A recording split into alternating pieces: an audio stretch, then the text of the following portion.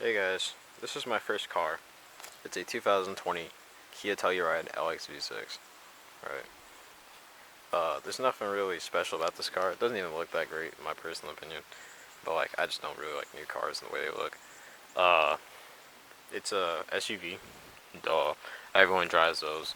So, I won't look too different on the road.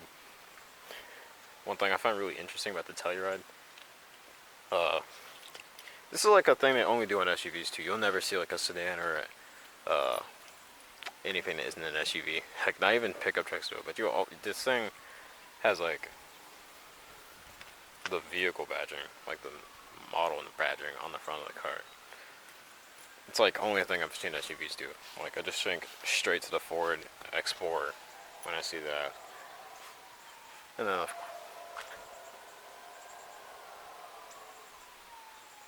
yo, what the hell? Demons in my neighborhood. Demons in my neighborhood, shit. Anyway, and of course you have it on the back too.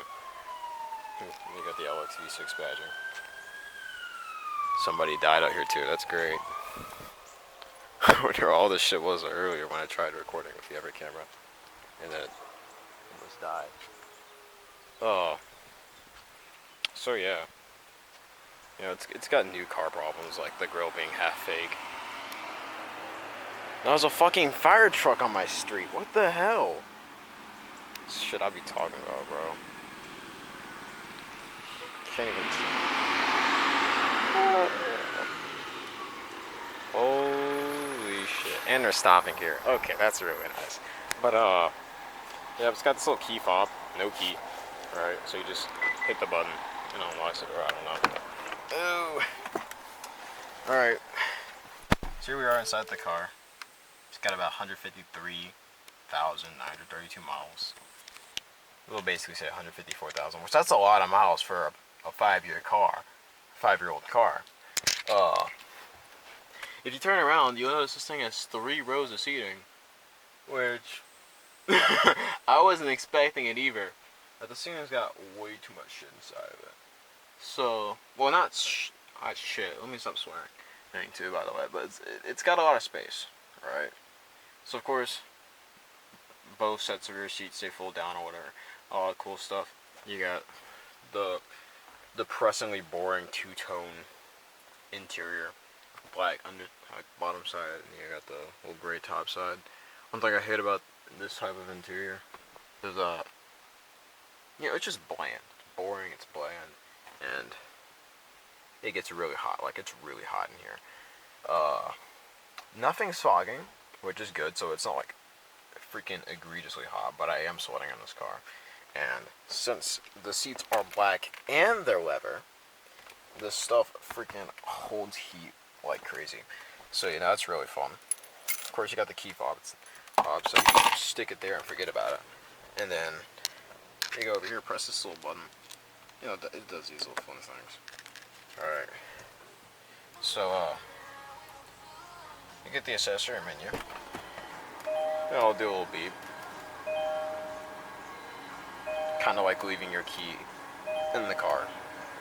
In accessory mode with the door open. Another thing I find really cool is a little animation it does when you open and close doors. I find that really cool. Hey, shut up. Right. So let's go over features while we're in here. Of course, all 4 windows are auto, which is something really cool. I mean, you gotta remember, my mom drives a base model Ford Focus, right? So only the driver's side window was auto on that car, and only auto down. Oh, right, we're in accessory only, so there we go. So yeah, auto driver's side, auto passenger side, and then auto rear windows. Go over to the other side. So yeah, and of course, just flick it up. Now both of the rear windows are going. This car also came with window tint, which is nice, I guess. It's it's whatever. Battery discharge warning. Yeah, okay. So, how about you get started? Since we're at it. Oh wait, wrong button.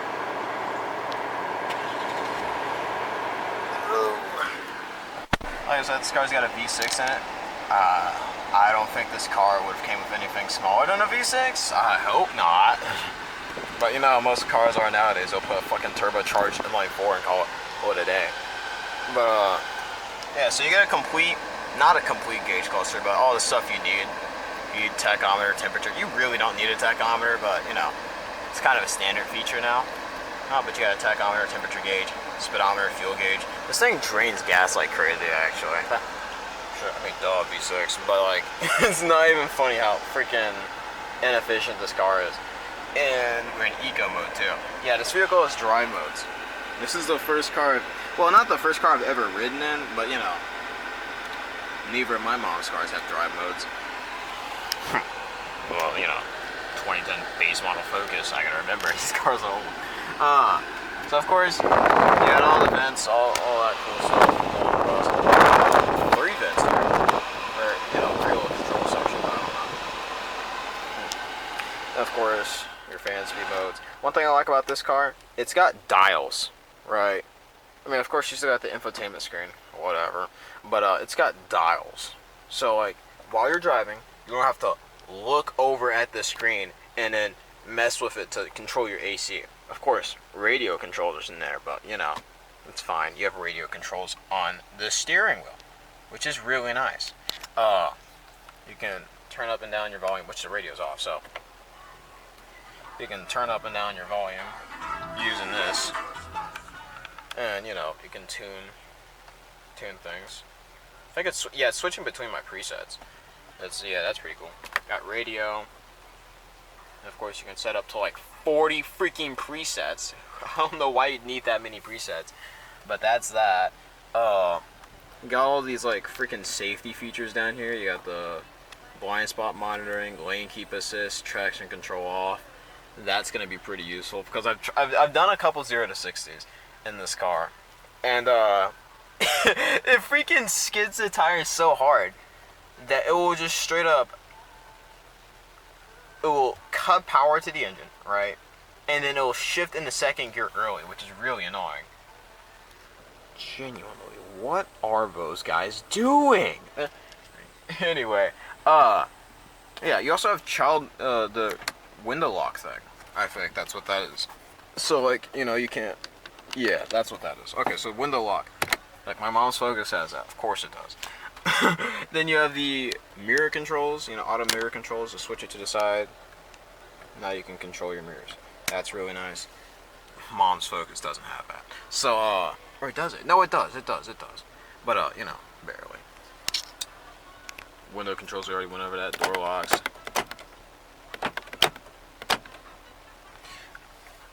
And then on the opposite side, you have cruise control. So, cruise button, raise your speed here. Set it, cancel, and then whatever this is. I don't know what this is. Yeah, I haven't read the manual yet, but got this. I'm pretty sure someone knows what that is. You got the information center, or controls user settings, and then you can control that with this. It's a lot of stuff in here, like the driver assistance settings, and then, you know, lights, all that fun stuff. One touch turn signal. Can I turn that off? Yeah, turn that off. Thank you. Can I flick it now? No, it doesn't. That's so annoying. Because one thing I liked about my mom's Highlander, the old SUV behind me, right, is that the turn signals are fully, like, they're all, like, analog. So, the turn signal is directly connected to the stock, and the second you cancel that out, the light would turn off. So I could just flick it like this, and it would flash rapidly, but not here. Of course, you got like the 3 flashes, so like you can just hit it and it'll flick 3 times, which is nice for like lane changes, I suppose. I like that that's a feature, you know. But like, you know, say you accidentally hit it, now your turn signal's going for 3 times, and you don't even intend on, you know, switching lanes, stuff like that. You got media controls. Insert a media device. Is there like an aux port somewhere? I don't think so, but I'm pretty sure you'd use like this USB port down here. You also got these little slots, and then another USB slot for charging. So I'd assume this is for like media controls via wire, because this thing doesn't have an aux port anywhere. It's a 2020 car. Then of course you got More radio controls over here. You got the home, because like there's a bunch of menus here. Including like this Kia stuff, I don't know. Oh, you got Apple CarPlay, Android Auto. I don't use either of those. I don't care. Just use Bluetooth. Oof, apparently this thing's got voice commands too. Scary. You got driving info. Oh, I guess I'll update as you're driving. And then you got Sirius XM data. Who uses Sirius XM radio, by the way? Genuinely curious. But yeah, you got that. And then there's a second tab. You got radio controls, of course, whatever music does. Setup controls, voice memo. I don't know why you need a voice memo on a car. And then one thing I find really cool is rear climate controls. You can control the rear climate controls from the front, which we'll get to the back seat in a second, but you know, rear climate controls. You got these little lights up here. Something really weird is that like you can just press this button, it'll turn them on for you. Well, it'll turn all the lights on, but you know.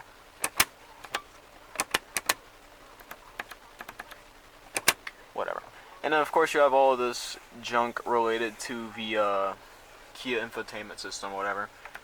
And you got this little button which controls lights when the door is open. So if that's plugged in, I open this door, those lights light up, right? And when I close it, they fade out. But if I hit this button and then open the door, you'll hear it. No lights. So, you know, I like that you can't control that from the center like my mom's car, because like one thing that really upset me is that my cousins will keep flickering that light on and whatnot, and they really didn't need to. You also got the glasses holder, pretty useful for me, because I can't see without glasses. So yeah, put an extra pair of glasses up there, that way I won't be able to forget. Then you got this little mirror thing down here. Funny thing, there's a little light underneath the sun visor, and it turns on when you flick it back to like a certain point, so like right here, and it turns on. You can also hear when it hits a little thingy to turn the light on. That's pretty cool. We have a stain in the roof. I'm gonna take care of that soon, but it's not bad. So, you know, no sunroof, which is a bummer, but like less light to get in the car. And that's especially important when your interior is almost entirely black. You know, black interiors are like the worst interiors to have during the summer. Which, I mean, fall's going to start soon, because it's September. Early September, but September nevertheless. Blah, blah, blah. Let's get to AC controls. You got the AC button. You always want to press that. You got the recirculation button, whatever this button does. No, this is the fresh button, and then this is recirculation. This lets fresh air in. You know, this circulates the air around. Passenger airbags off. Not sure how that works. And you got rear. It brings up the rear climate controls on the screen. And of course you have your little modes.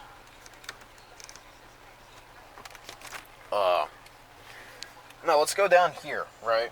Well, let's go over here first. Of course you got your little door pockets on both sides.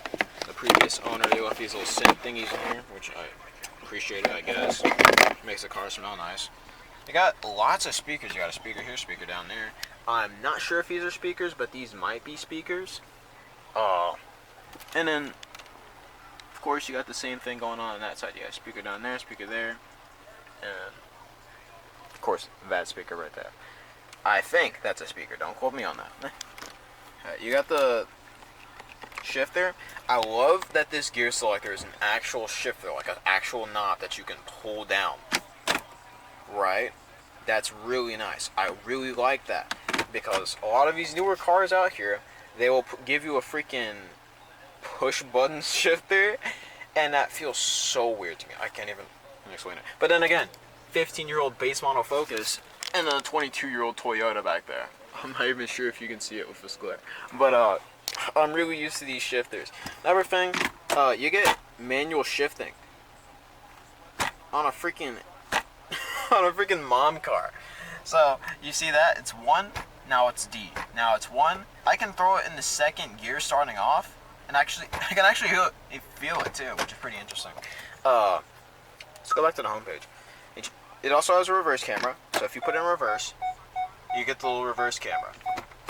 Cool, I guess. Pretty useful considering that the third row blocks half of your view, and then the rear windshield's already small on its own.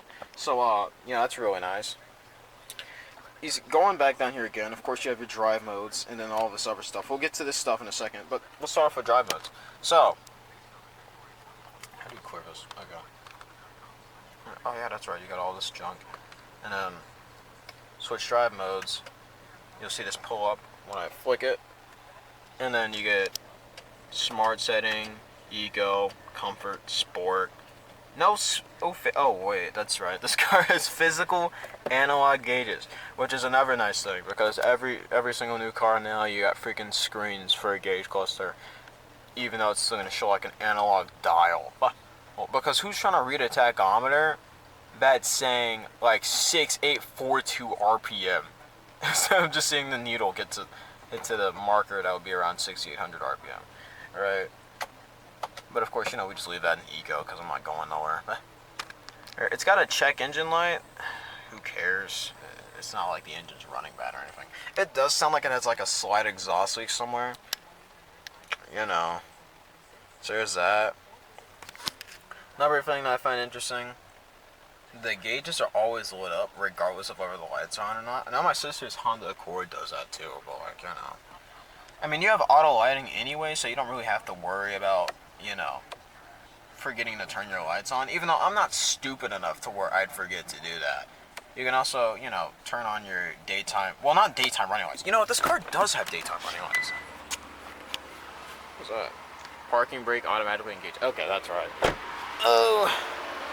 Does this car have daytime running lights? I could have sworn it does. Hold on, let me see it.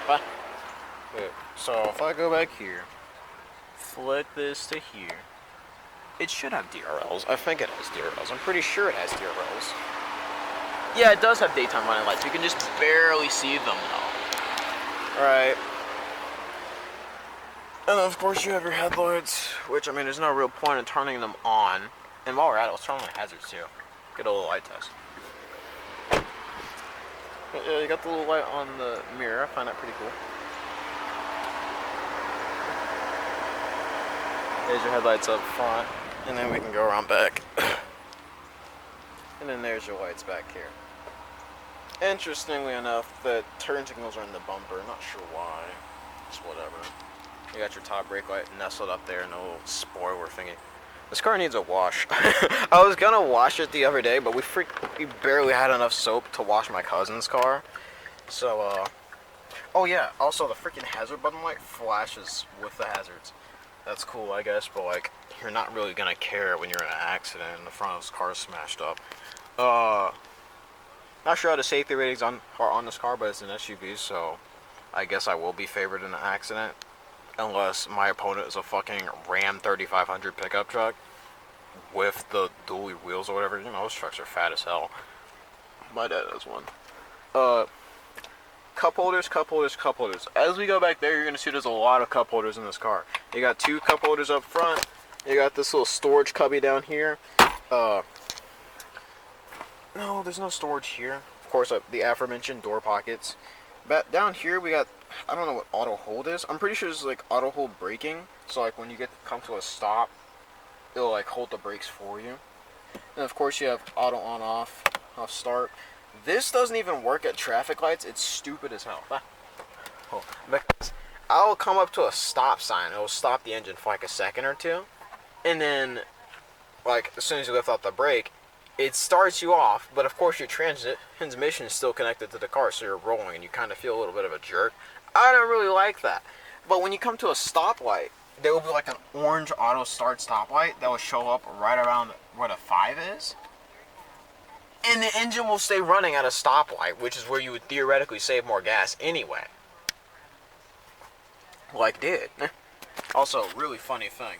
Why is there an LTE symbol? Like, I mean, I saw the roadside assisting, so I'd imagine there's like a wireless network connection thing going on with that. But, that's weird. I don't really expect the car to have an LTE connection, That's something I saw with my old phone. We're gonna go ahead and move to the rear seats now, though. And, like I said, more cup holders. They're everywhere in this car. So let's go to the back. Alright, in the back, you'll immediately notice this thing going on right here. More door pockets. with an integrated cup holder down there. You can't really see it in the dark though, so let's bring that sunlight back in. Yep, there's that. And then there's even this little label down there letting you know, hey, pub bottles only. And then you get in here. It's nice and dark back here, I guess you could say. It's not too much sunlight coming in thanks to the window tint and just the angle of the sun right now. If you look up, you got rear seat fan controls. You press that, now it's really cold. You press that, now it's really hot. There's a separate unit back in that spot for the rear AC, so that's nice. You also got your side curtain airbags here and there. Not sure. I'm pretty sure. Yeah, that thing does have a little airbag symbol in the dashboard or whatever, so it does have airbags there. I mean, if it didn't, this car probably wouldn't even be road legal. What the heck? And you got these little, what are these things called? I forgot. But you got those little pockets. That's what those are. You got another 12-volt car charger plug thingy. And of course, the cup holders from earlier. Here. There's no cup. No, there is a cup holder on this side too. So there's a cup holder on that side. You got 2 speakers back here. And then you got the rear seats. And if you didn't have enough cup holders, you got 2 here, 2 on each side. 1 on each side, I mean. You got 2 more cup holders if there isn't someone sitting here in the middle. Nice, just nice to have. Gotta have all the cup holders. Not like I'm gonna be letting people eat in my car, but, you know. Well, I mean, drinking and eating are two entirely different things. As long as they're not open cups, you shouldn't have to worry about it too much. And of course, you have the rear lights back here. The little vents up here, you can close them, rotate them. Rotate them, close them in order. And then control, like, the way the air flows, I suppose. You know, like this one, it spreads out more. And then this one's, like, direct. I don't really know what that does. We're just going to leave it on that one. Get more air spreading around. And then you got these little handles here. I think you hang clothes on those. I don't know. But, oh, like, what are those freaking grab handles you hold in a rollover closing? But, and you got seat backs for all the seats, so that's really nice. You can rest your head somewhere. And of course I showed you these little adjustments back here. So, every seat in this car has manual adjustments, which is pretty lame. You know, I got the LX model. I don't even get a sunroof. That's whatever. But I don't even get, like, auto, you know, like, not automated, but, like, motor-controlled seat adjustments. That's pretty lame. But yeah, you can move the seats back and forth. And then you can recline them too. Oh, or you can just let them fall on you. But if you move the seat up, you can recline it back and get comfortable, which is nice to have. But of course, it won't let you move the seat back until you bring it forward again. So do note that. And then of course, if you need someone to get back there, just pull this down. And then you got your third row. Third row is pretty cramped. If you want to get your buddies to move your seats up, you can do that. But yeah, you got even more cup holders back here. There's a lot of chargers in this car too. There's a USB charger on that side and this side. You got this little storage compartment back here. I think, no, it's not a speaker. Of course, more cup holders. Not sure what that little thing is. And of course, you got the little seats, right? Good enough space for 2 smaller individuals. I know my friends would like this type of space, you know, I got a bunch of small friends. They're tiny little people. What else do we have? I really don't know. I think there was, no, there's not USB chargers up here, I don't think. I don't know. But, and then you have the trunk space, which, since this is a 3-row SUV, you already know there's no trunk space back there. But, let's get back to the trunk,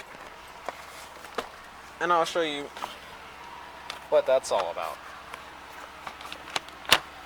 Oh, right, hold on. Oh, so I don't know what I did when I was moving the seat, but you got these little seat controls. You press this button, it'll move the seat up for you. And you got a second button up here which does the same thing. Push that back. And then we can go to the trunk. It's all manual, right? Got your license plate lights and your rear view camera there too, just in case you want to see those. You got another charger plug port thingy back here. I'm not sure what this does, but you do have these little handles you can pull, let these armrests down, well, these headrests down, so you can put the third row seats down. But you do have to climb back here. First, we do have this little storage compartment down there, so that's pretty cool. And then you get up here, there's a couple tabs here. Just pull those. Third row falls flat. And so you won't have to climb anywhere. You can just press this button right here, or these two buttons here, and it will let the second row seats down for you. So watch this. Oh.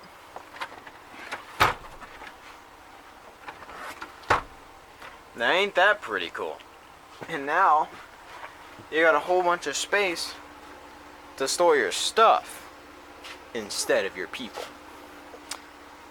But yeah, that's my 2020 Kia Telluride. Talk to y'all later.